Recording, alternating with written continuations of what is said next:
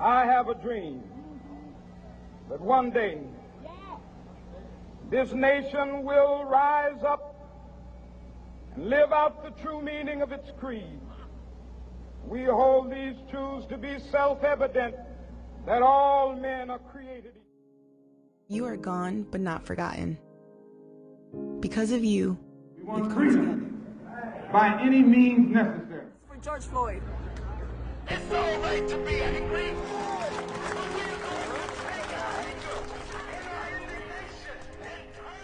We want justice by any means necessary.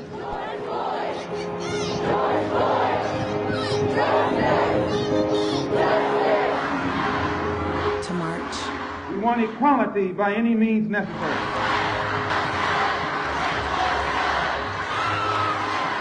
To dance. 1957, 9 black school children, the eldest only 17, forced us through such a blockade. They sought a better education for themselves and the opportunity to pursue the American dream. High School, Little Rock, Arkansas. Troops, which for nearly 3 weeks lined the sidewalk here in front of the high school under orders to keep the colored students out, have been replaced now from their orders to comply with the law. They became known as the Little Rock Nine. We're saying your name. We're saying their names. Who among us would be content to have the color of his skin changed and stand in his place? We're being loud. Hands up! Don't shoot! Hands up! Don't shoot! Who among us would then be content with the counsels of patience and delay? Brave. "100 years of delay have passed since President Lincoln freed the slaves, yet their heirs, their grandsons, are not fully free. We're laughing. They are not yet freed from the bonds of injustice, We're crying. not yet freed from social and economic oppression. And this nation, for all its hopes and all its boasts, will not be fully free until all its citizens are free." We're married. But if we could only teach the young. We're changing the world.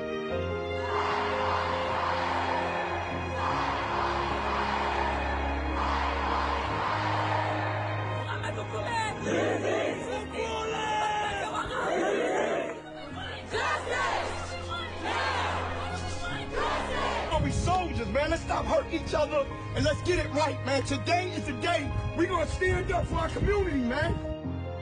If we could do this, we could do more. We just gotta continue on pushing and don't give up.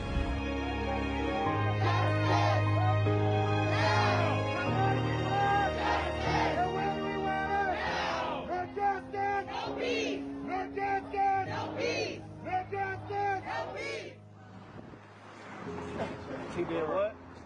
That changed the world. I think love, faith, understanding, and faith. America is what we make of it. Hope for the future is the best that we have. Look at our history. Of course, working together and not against each other. Lewis and Clark. We hope to see, and we plan to see, the greatest witness for freedom ever taken place, that has ever taken place on the steps of the Capitol. Sacagawea, pioneers who braved the unfamiliar. Standing before the forces of power in the state of Alabama, saying we ain't gonna let nobody turn us around. Followed by a stampede of farmers and miners. So many tactics and techniques that we sort of abandoned. Entrepreneurs and hucksters. We need to go back and pick up these techniques and tactics. That's our spirit. That's who we are. Use them. We need to teach people, especially our young people. We're Sojourner Truth and Fannie Lou Hamer. I believe we ought to do all we can and seek to lift ourselves by our own bootstraps. Women who could do as much as any man and then some. It's a cruel jest to say to a bootless man that he ought to lift himself by his own bootstraps. GIs who fought to liberate a continent. Many Negroes, by the thousands and millions, have been left bootless as a result of all of these years of oppression and as a result of a society that deliberately made his color a stigma and something worthless and degrading. And we're the Tuskegee Airmen and the Navajo Code Talkers and the Japanese Americans who fought for this country even as their own liberty had been denied. Itself becomes an ally of the primitive forces of social stagnation. We are Jackie Robinson, enduring scorn and spiked cleats and pitches coming straight to his head and stealing home in the World Series anyway. So we must help time and realize that the time is always right to do right. We all are called to do something. We are all are called to play a role. This country stands for freedom, liberty, justice for all. And it's not happening for all right. I think that what's happened now with the current generation of athletes is that we have been inundated with video of people being killed by the police under, at best, questionable circumstances. And we've seen it again and again and again and again and again.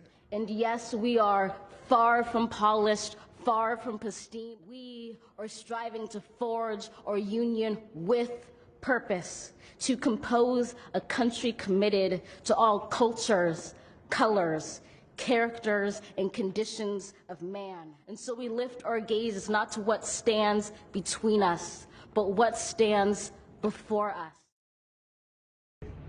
My name is India Campbell, and I'm currently a senior at Mankato West High School. I founded the social justice group MOFF, or Moving Our Futures Forward. With this group, we've been able to create a space for open, honest, and educational discussions, workshops, and projects, all revolving around social justice as well as overall civic engagement and unity. Last year, after Mr. Moore informed my AP US history class that Martin Luther King Jr. spoke in our auditorium, I was appalled that I never knew this information. I knew that something had to be done in order to bring recognition to this key part of our school's history, but I wasn't sure what. As Aspen and I brainstormed events and projects for Black History Month, we knew that we wanted to incorporate Martin Luther King Jr. and his speech here at West. We settled on a mural because we wanted something that would catch people's eyes and then show that we celebrate diversity in this building. So Martin Luther King came to Mankato in November 12th of 1961. It was a Sunday. And he had been recruited to come to Mankato. There was a group of students at MSU Mankato called the Wesley Foundation. And they contacted King, wrote letters back and forth with him, and recruited him to come to Mankato to give this speech. So they would have done the fundraising for that. King, at this time, it's about 5 years after the Montgomery bus boycott. So he has become a minor celebrity, civil rights celebrity, because of that successful civil rights protest. He has been delivering like 4 speeches a week at this time in his life, about 200 speeches a year. He's traveling all over the country, and this is how he raises money for his civil rights organization, the Southern Christian Leadership Conference. 1961 is the year of the Freedom Rides, and so the Freedom Rides were a group of students trying to test immigration policies and laws in the South.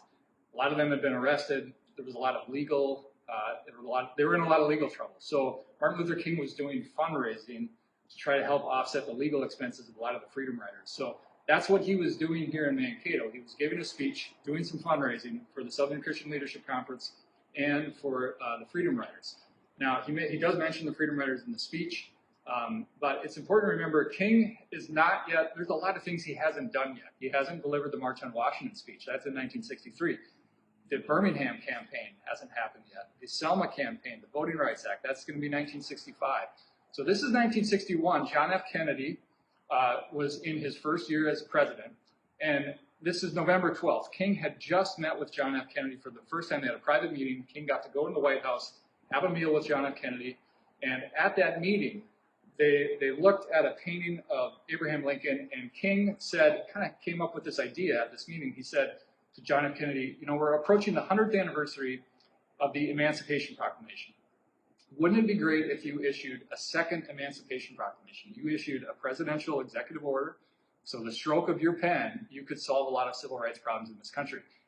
That's what's important about this speech is he mentioned that idea. That idea was only a couple weeks old in his mind, and he's going to reference that in this speech. So The key to the speech is it's called Facing the Challenge of a New Age, and he asks his audience to consider confronting 3 challenges. So the one was to develop a world perspective, and the second was to challenge white supremacy, and the third was to continue to engage in creative civil rights protests. And I think all 3 of those things were relevant in 1961 and are still relevant today. Aspen in India reached out to Ellie, Jolie, and I in order to come up with a design for the mural. In order to do so, we decided to analyze the speech and figure out its true message and meaning. To commemorate his words in 1961, we wanted to create a design that captures the moment as if you were still here today. The time is always right to do right. This quote is relevant today at West because West definitely pushes integrity on all of its students. We must rise above the narrow confines of our individualistic concerns to the broader concerns of all humanity. As individuals, we all have different skills and perspectives that we can use to contribute to our community as a whole. By helping others, we can also help ourselves. And I hope that circumstances will make it possible for me to return again. We must rise above the narrow confines of our individualistic concerns to the broader concerns of all humanity. We must help time. We must see that the time is always right. We hope that this mural can inspire students at Mankato West to use their voice and advocate for others. Sometimes we underestimate our capability to bring change to our community, but we hope that this mural provides encouragement to the students who see it, that we are hopeful, we are strong, and we are better together. In MLK's speech, as Moore had mentioned, there were 3 challenges that faced MLK in his era, and these challenges are still present in our society today. But what MOFF is doing is addressing these challenges as well as educating our student body and spreading the message of inclusivity and fighting discrimination within our school. This mural is a reminder for all of us that the challenges Dr. King explored during his speech here in the West Auditorium are still relevant for us to stay conscious of today. This mural challenges us all to stay connected to our community's history, and having a better understanding of the past here contributes to our ability to shape the future and enhance positive interactions between our school and community members. Let's face the challenge of a new age together and move our futures forward.